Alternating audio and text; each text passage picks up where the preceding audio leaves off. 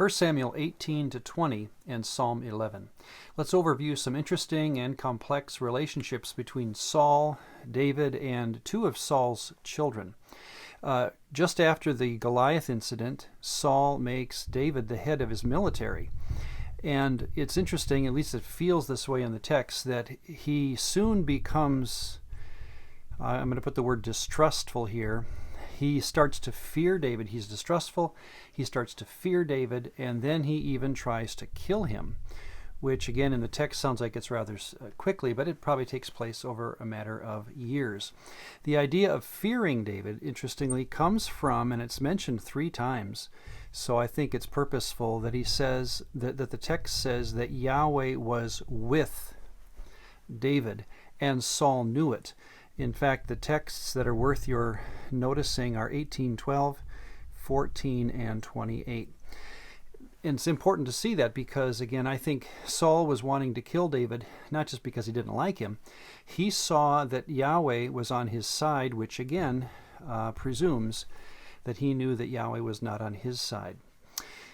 Saul has, by the way, 1 wife and 1 concubine throughout the entire narrative and only 8 children.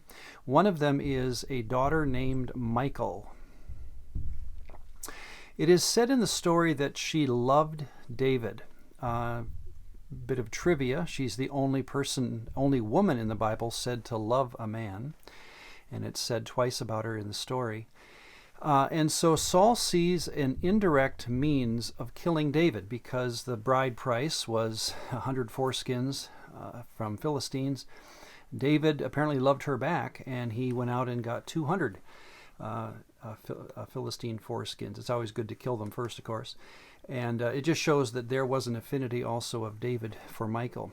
Michal will deceive her own father about the whereabouts of David at one point, putting a tephilim, or an image, in a bed where David was supposedly sleeping. It shows again how she probably grew up with idols, again giving evidence of Saul's disloyalty to Yahweh. The son that we meet in the story is Jonathan, the firstborn son of Saul.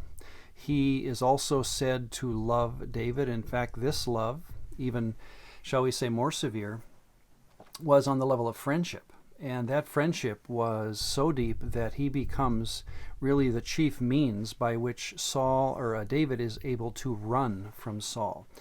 So Jonathan protects David.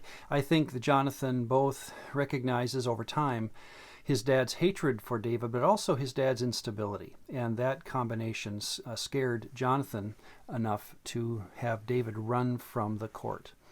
When he runs, he writes a psalm and again, we're going to be reading our psalms now chronologically with the life of David during the times in which he would have probably wrote them. And Psalm 11 is an example of where David celebrates being righteous and thus defended by Yahweh, or being wicked and thus being defeated by Yahweh. That really again shows how David saw the status of Saul. He was wicked, he was thus not a Yahwist, and he would ultimately be defeated by Yahweh.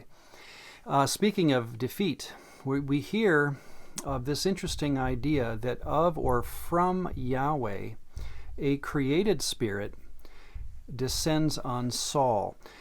This spirit is called in Hebrew a Ra, or again Hebrew for evil, troublesome, distressing, bad. It's just a very general term. And it had the effect, in other words, of causing trouble within the mind of Saul. This will be a very picturesque way of understanding demon possession when we get to the New Testament. And when we get there, we'll come back upon these kinds of stories where God has the right to use a spirit, a created spirit. I don't think we have to worry whether he's loyal or disloyal, or it is loyal or disloyal. It's a spirit that's under God's direction, and this spirit then troubles someone, causing them to, from a visible standpoint, lose all sensibilities. As we will see later in David, he will, by comparison, in Psalm 51, verse 11 and 12, talk about God sending his own holy or generous or virtuous spirit upon him.